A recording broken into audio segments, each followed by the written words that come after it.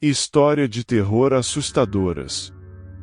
Isso ocorreu quando eu tinha 20 anos, atualmente tenho 22 anos, então não faz muito tempo. Enquanto estava na faculdade, atuava como babá durante a semana para uma família e, ocasionalmente, também cuidava de outra família mais abastada nos finais de semana. Eles costumavam sair nos fins de semana e deixavam seus 2 filhos sob os meus cuidados em casa. Tinham um quarto de hóspedes inteiro dedicado a mim, e a família era muito amigável. Foi uma ótima experiência enquanto durou. Isso aconteceu no outono, quando as folhas estavam caindo, e o clima estava frio lá fora. Cheguei em casa na sexta-feira, e a noite foi tranquila. Brinquei com as 2 crianças, a quem chamaremos de James e Jessica. James tinha 7 anos, e Jessica tinha 5 anos. Ambos eram adoráveis e bem comportados. Eles tinham horários de cama, 7h30 para Jessica e 8h30 para James. Durante o dia, brincava com eles usando seus brinquedos. A família tinha 2 salas dedicadas para os brinquedos deles, uma para Jessica e outra para James. Jessica adorava bonecas e casas de bonecas, então eu passava muito tempo brincando com ela. James era fã de videogames, então eu o assistia jogar. Aquelas crianças tinham de tudo, e a casa era espetacular. Era uma propriedade gigantesca com um grande lago no meio, uma garagem para 3 carros separada e uma piscina com uma casa de piscina do outro lado do lago. A casa de piscina era incrível, com um bar, sala de jogos com mesa de sinuca, dardos, jogos de fliperama, uma TV enorme e vários sofás. A família era muito abastada. Eles até tinham um interfone que conectava a casa da piscina à residência principal. Se você apertasse um botão na parede em qualquer lugar, ele tocava na casa e permitia a comunicação.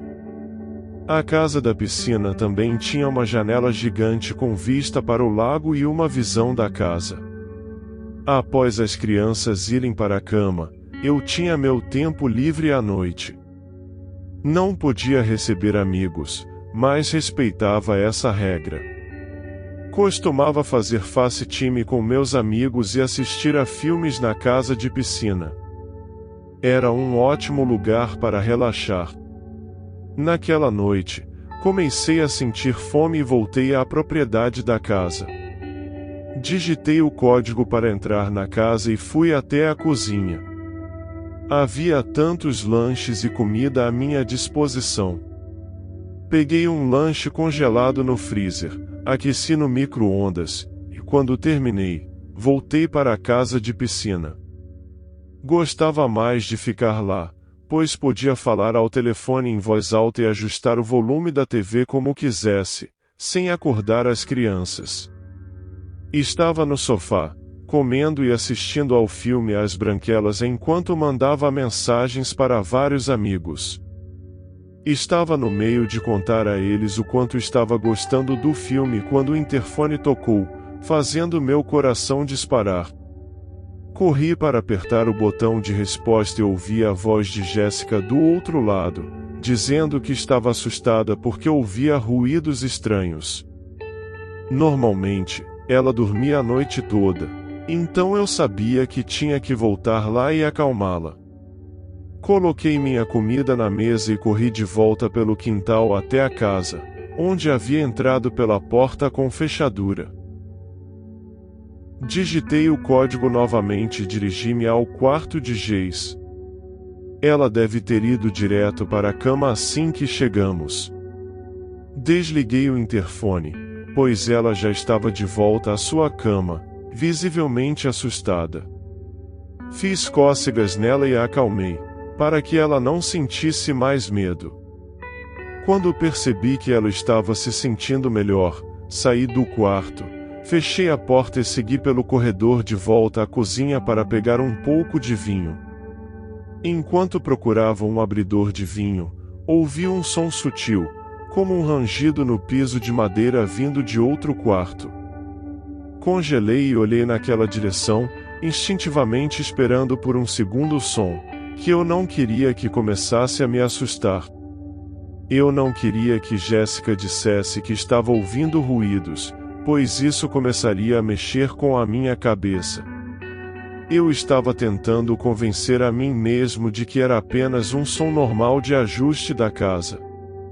Admito que fiquei um pouco assustado naquele momento. Deixei as luzes e a TV ligadas na casa da piscina, então tive que voltar para lá. Trancei a porta com o código, corri pelo outro lado da casa da piscina e me sentei novamente no sofá.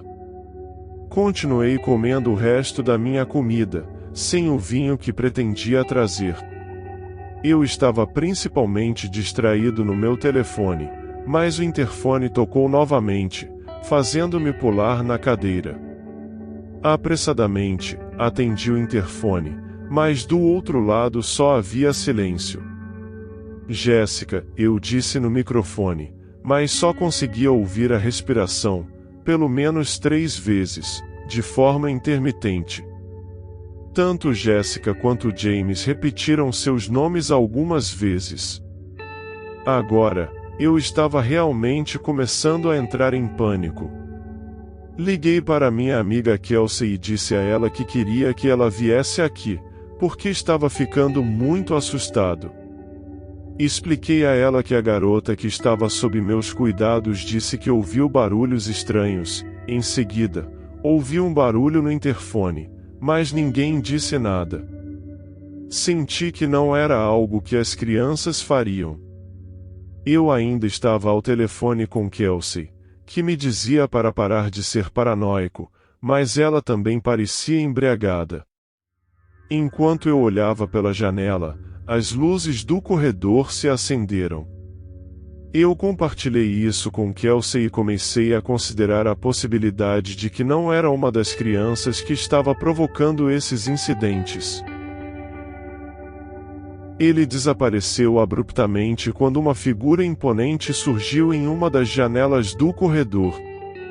Gritei e deixei cair o telefone ao me deparar com a visão de um homem adulto que parecia me notar. Ele também me olhava intensamente. Nesse momento, percebi que o interfone ainda estava conectado o tempo todo. Peguei o telefone, desliguei a chamada com Kelsey e liguei imediatamente para o 911. Enquanto fazia isso, chorava e gritava pelo interfone, pedindo ao intruso que nos deixasse em paz. Eu basicamente estava expressando todo o meu desespero ao operador do 911, narrando o que estava acontecendo. Voltei à janela, mas o homem não estava mais na janela da casa. Eu estava histérico, chorando e implorando à operadora do 911 que se apressasse. Ela tentava me acalmar e fazia várias perguntas, mas eu continuava gritando o endereço pelo telefone e pedindo que eles chegassem rapidamente. Quando ela perguntou se as crianças estavam seguras, eu respondi que não estavam, que estavam em casa com aquele homem. Foi nesse momento que ouvi o grito de Jéssica pelo interfone, e desabei completamente, caindo de joelhos e chorando. A operadora do 911 ainda tentava me orientar a manter a calma, mas eu não conseguia. Eu disse que não sabia o que fazer, e ela me informou que a polícia estava a caminho e que eu precisava esperar. Respondi que ele tinha as crianças, e ela perguntou se eu havia visto se o homem estava armado. Eu disse que não podia confirmar, mas então ouvi a voz de Jéssica pelo interfone dizendo meu nome. Fui até lá e gritei que estava ali. Pedi a ela que pegasse seu irmão e saísse da casa. Jéssica estava chorando e me disse que havia um homem lá. Eu disse a ela para pegar o irmão e sair imediatamente. Foi a coisa mais corajosa que já fiz, correndo pelo quintal para casa e encontrando as duas crianças que já estavam na porta. Peguei os dois e os levei de volta pelo quintal até a casa da piscina, onde nos escondemos com as luzes apagadas. Ambos estavam chorando, e eu queria fazer o mesmo, mas tive que ser forte e mantê-los juntos. Eu ainda estava no telefone com o 911, e finalmente a operadora me disse que a polícia estava no local e que viriam nos encontrar na casa da piscina. Essas palavras foram as mais reconfortantes que já ouvi na minha vida. As lanternas da polícia iluminaram as janelas, e levei as crianças até a porta, onde encontramos alguns policiais. Uma policial levou as crianças para um carro, enquanto eu fui com outro policial em outro carro. Já havia 3 carros de polícia estacionados na frente da casa, e mais estavam chegando. Respondi a todas as perguntas que me fizeram, e então o encontraram. Trouxeram um homem de cerca de 1,80 metros, que olhou para todos nós enquanto era algemado e colocado na parte traseira de um carro da polícia. Lembro-me do rosto dele quando ele olhou para mim. Ele tinha uma aparência perturbadora, com o rosto desalinhado. Os pais de Jessica e James foram imediatamente chamados e informados da situação. Era óbvio que nenhum de nós permaneceria naquela casa naquela noite. Os pais providenciaram para que a tia das crianças viesse buscá-las e cuidasse delas, e acredito que ela saiu do trabalho no dia seguinte. Quando cheguei em casa naquela noite, não consegui dormir. Ainda estava em choque e acho que havia uma sobra do frenesi de adrenalina. Compreensivelmente, os pais não deixaram seus filhos sozinhos por um bom tempo depois disso, e, claro, sei que apresentaram uma queixa às autoridades. Vinguei-me em toda a extensão dos meus recursos, esperando que aquele indivíduo tenha recebido o que merecia, e muito mais. Respeitosamente, disse a eles que não podia mais permanecer no local, pois estava assombrado pela noite anterior. Só conseguia imaginar as cicatrizes que aquelas pobres crianças tinham, e talvez ainda tinham. Eu tinha 28 anos e estava acampando sozinho em uma área arborizada local com meu cachorro, Reggie. Percebi que não estava tão sozinho quanto pensava. Era novembro. O clima ainda estava ligeiramente quente durante o dia, mas a noite estava ficando fria, então eu estava bem preparado. Trouxe minha fogueira portátil, fluido de isqueiro, um isqueiro e um machado para cortar lenha. Claro, trouxe uma barraca, um saco de dormir e meu equipamento de pesca para pescar no lago. Eu trouxe comida suficiente para durar os 2 dias em que estaríamos lá, mas planejava comer qualquer peixe que pegasse. Caminhei até meu caminhão, cerca de 1,5 km na floresta, até estar perto o suficiente do lago. Montei meu acampamento em uma pequena e confortável clareira, e levei Reggie comigo. Fui pescar no lago e peguei alguns peixes menores que não valiam a pena cozinhar, então os joguei para Reggie. Reggie ficava olhando para a floresta como se tivesse avistado algo. Seu rabo parava de abanar, como se tivesse detectado algo no ambiente. Poderia ter sido qualquer número de pequenos animais que ele ouviu. Ele era bem treinado e não fugiria, então não o mantive na coleira. Após cerca de 1 hora de pesca, fomos dar uma caminhada ao redor do lago. Quando estávamos diretamente do outro lado do lago do nosso acampamento, olhei para o outro lado e vi o que parecia ser um grupo de pessoas entrando na floresta. Eles estavam longe, e era difícil ter certeza, mas pareciam estar se movendo na direção do nosso acampamento. Preocupado com a possibilidade de roubo, chamei Reggie e retornamos rapidamente ao acampamento. Ao voltar, percebi que o zíper da minha barraca estava aberto. Alguém havia passado por ela, embora nada parecesse estar faltando. Havia pouca coisa para roubar, além da fogueira e dos suprimentos de pesca. Ainda assim, fiquei arrepiado pelo fato de ter visto aquelas pessoas e pelo fato de terem passado pelo meu acampamento. Para garantir minha segurança, passei mais de 1 hora movendo meu acampamento para um local um pouco diferente, mais acima no lago. Em seguida, comecei a cortar lenha para acender uma fogueira. Enquanto isso, alimentei Reggie e preparei um pouco de chili para o jantar. Depois, sentamos perto do fogo, e eu escrevi em meu diário. Foi quando Reggie começou a latir na direção da floresta. Já era escuro, e eu não conseguia ver nada além das chamas da fogueira. Preocupado, trouxe Reggie para dentro da barraca e apaguei o fogo. Não queria anunciar nossa localização para possíveis intrusos na floresta. Enquanto estava dentro da barraca, com meu saco de dormir e minha luz de leitura ao lado, Reggie parecia alerta. Suas orelhas se moviam constantemente enquanto ele ouvia coisas que eu não conseguia detectar. Ele olhava para as paredes da tenda e rosnava, o que me deixava curioso. 8.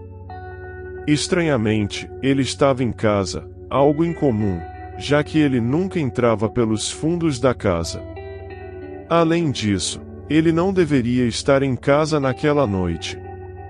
Comuniquei em nosso grupo de bate-papo que ouvi alguém lá embaixo, perguntando a Alex: "É você?" No entanto, não recebi resposta. Ouvi passos se movendo pela casa em direção à parte da frente, até que ficaram fora do alcance da minha voz. Logo depois, escutei os passos subindo as escadas. Desliguei a TV. Os passos avançaram diretamente pelo corredor em direção ao meu quarto, ignorando os outros quartos. Eram passos pesados. Os passos chegaram à minha porta, que foi aberta. Eu estava deitado na cama, imóvel, fingindo estar dormindo e apertando os olhos apenas o suficiente para ver uma cabeça espiando para dentro do quarto através da porta. Estava escuro, e só conseguia ver os olhos da pessoa. Não parecia ser o Alex. O intruso permaneceu na porta, parecendo esperar por um tempo que parecia uma eternidade, enquanto eu permanecia imóvel, fingindo dormir. Após cerca de 30 segundos a 1 minuto, ele fechou a porta, mas eu não ouvi passos se afastando. Imediatamente, enviei uma mensagem de texto para o grupo de chat da minha família em letras maiúsculas: "Alex, por favor, me diga que é você em casa." Ele respondeu quase instantaneamente, dizendo que não estava em casa. Foi então que relatei a eles que havia alguém na casa. Liguei para o 911 e comecei a sussurrar ao telefone. Finalmente, ouvi passos se afastando da porta, e presumi que o intruso havia escutado minha conversa e estava se afastando. Os passos desceram as escadas, e então não consegui mais ouvi-los. O despachante do 911 instruiu-me a permanecer na linha até que a ajuda chegasse. Cerca de 5 minutos depois, houve uma batida na porta de baixo. A despachante me disse para descer e,